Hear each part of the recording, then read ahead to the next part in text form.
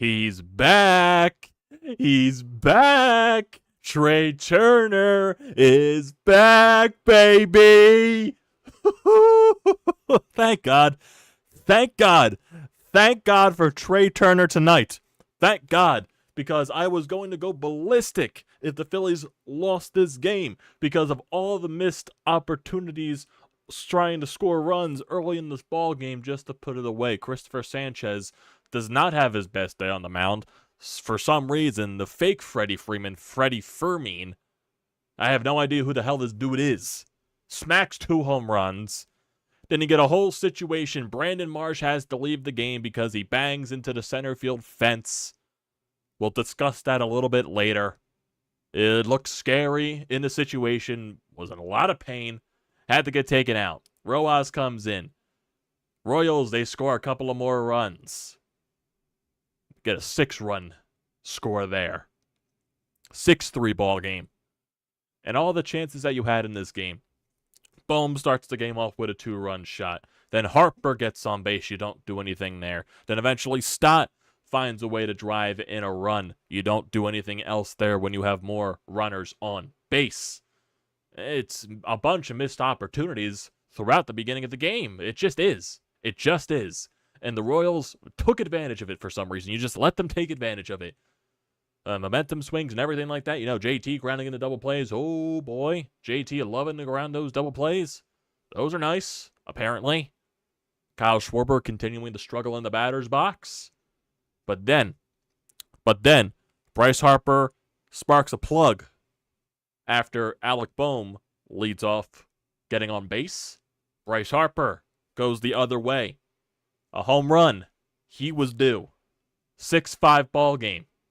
And then you get to the moment of the night in the bottom of the 6th. And let's go over that bottom of the 6th, shall we? Because that was some fantastic stuff. JT leads off the inning, getting hit by a pitch. Then Rojas, with the worst bunt I've ever seen in my life, gets a huge break because the Royals pitcher on the mound decided to go fancy, try to slide for the ball, completely misses it, and everyone's safe. JT safe, Rojas safe, 0 outs for Trea Turner. The Royals, they try to do a little pitching mound visit, try to see what they can do.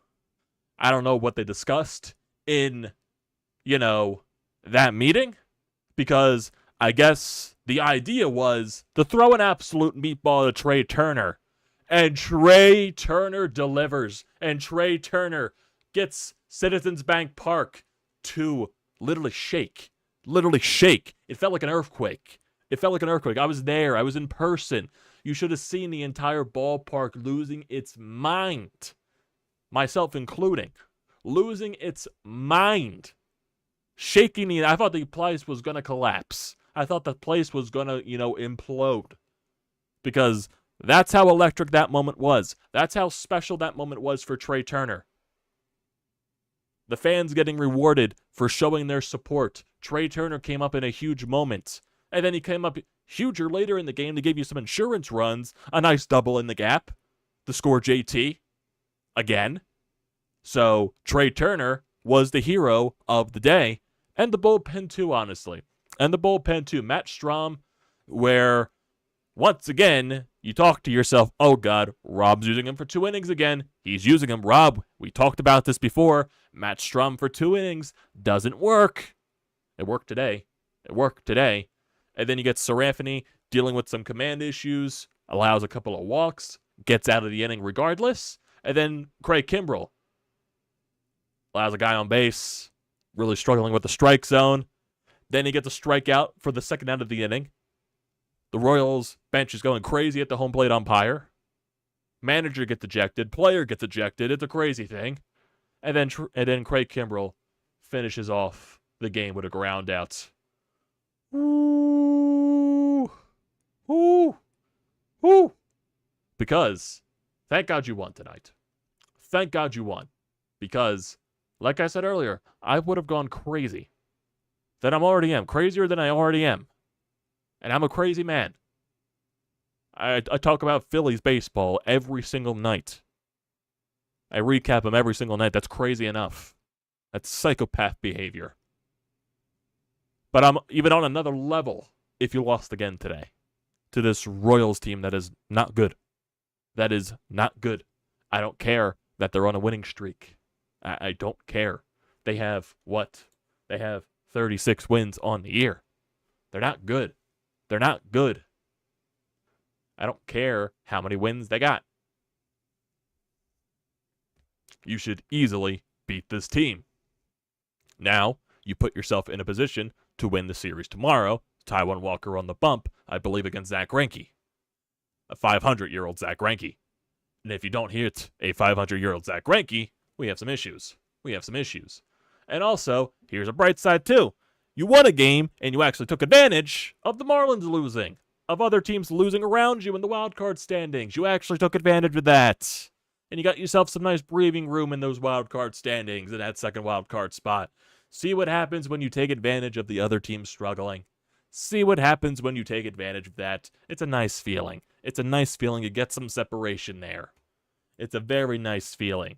And if we look at the wild card standings, the Phillies, they're 2.5 games ahead of the Miami Marlins. They're 2 games above the Cincinnati Reds. They're 3 games above the Chicago Cubs and the Arizona Diamondbacks. So right now, the Phillies, they're alone by themselves in that second wild card spot. They're a game and a half behind the San Francisco Giants for wild card spot number 1. So say what you want there. San Francisco Giants, Gabe Kapler, all that crap. They've been a very, very hot and cold team this year. They go on long winning streaks. They go on long losing streaks. It's really hit or miss with that team. But right now, they're, a little over 10 games, 11 games above 500. So take it for what it's worth. No, actually, 12 games above 500, not 11. They're 61-49. So, take it for what it's worth. But right now, you're by yourself at a wild card spot. Second wild card spot. Trea Turner woke up today. Hopefully, that can mean some great things for the future. Because right now, when you're looking at, in the press conferences and all that stuff post-game, Trea Turner, loving the support from the fans, saying it feels fucking awesome. And it's reassuring, to hear that the fans have his back. And maybe, something sparks inside Trea Turner. Maybe this sparks something. Could it work for Kyle Schwarber, though? Can it work for Kyle Schwarber, though? That's one of the things that needs to happen. Can it work for Kyle Schwarber? Should we start giving standing ovations for Kyle Schwarber? Because another O for day. He did get a walk. He did score a run, but that was on the Alec Boehm home run in the bottom of the first inning. So, yeah, he let off with a walk, but his average is still creeping down in the 176s.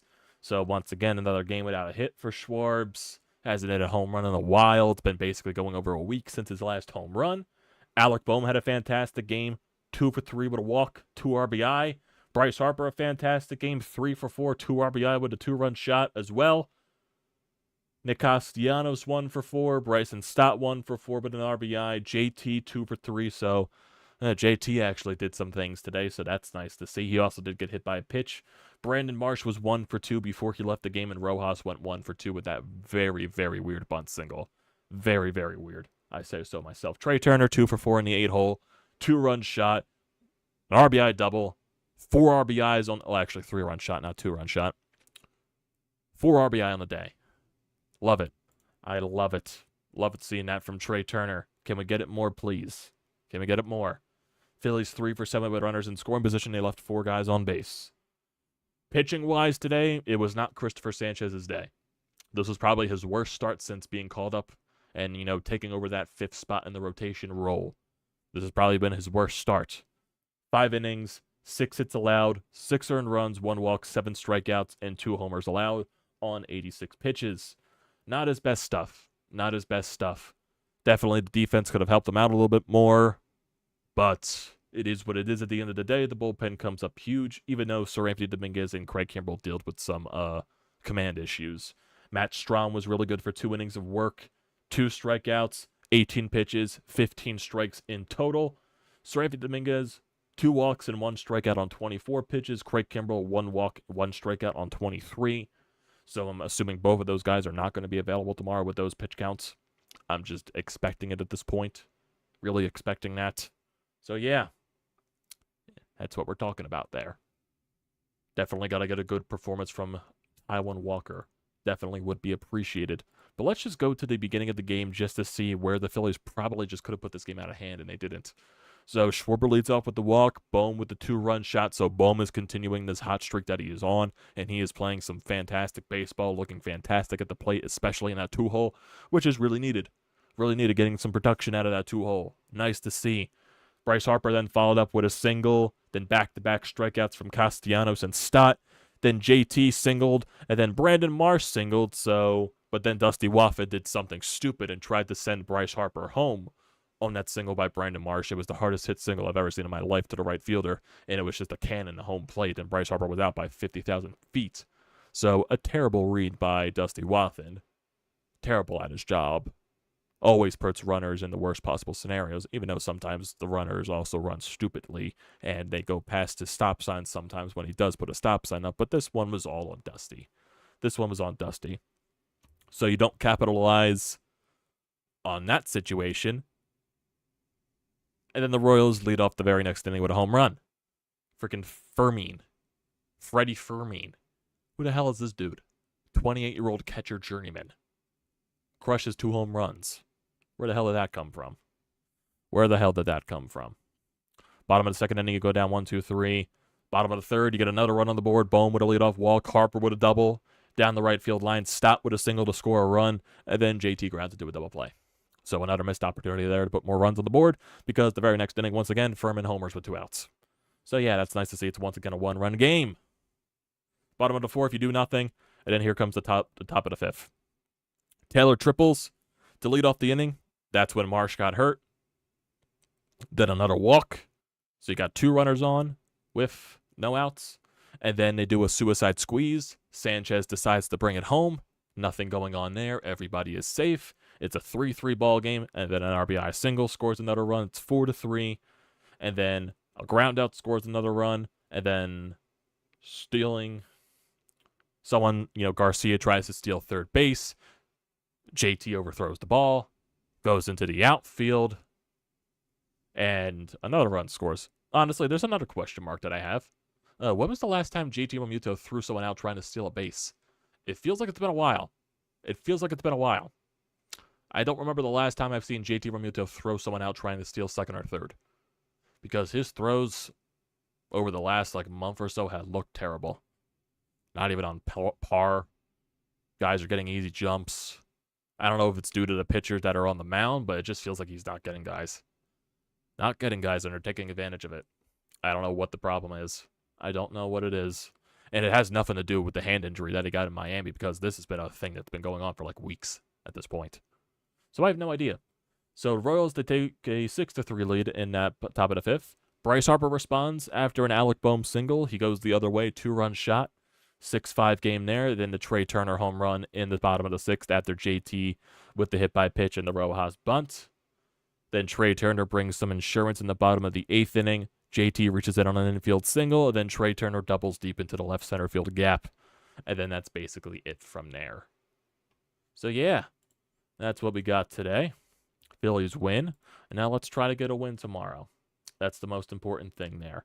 If we're looking at tomorrow's game, like I said, it's going to be Taijuan Walker against Zack Greinke. 500-year-old Zack Greinke. He is 1-11 with a 5.32 ERA. Got to get it done. That's the most important thing. Please win. That's all I'm asking for. Please win. I do see a comment in here that the Giants lost.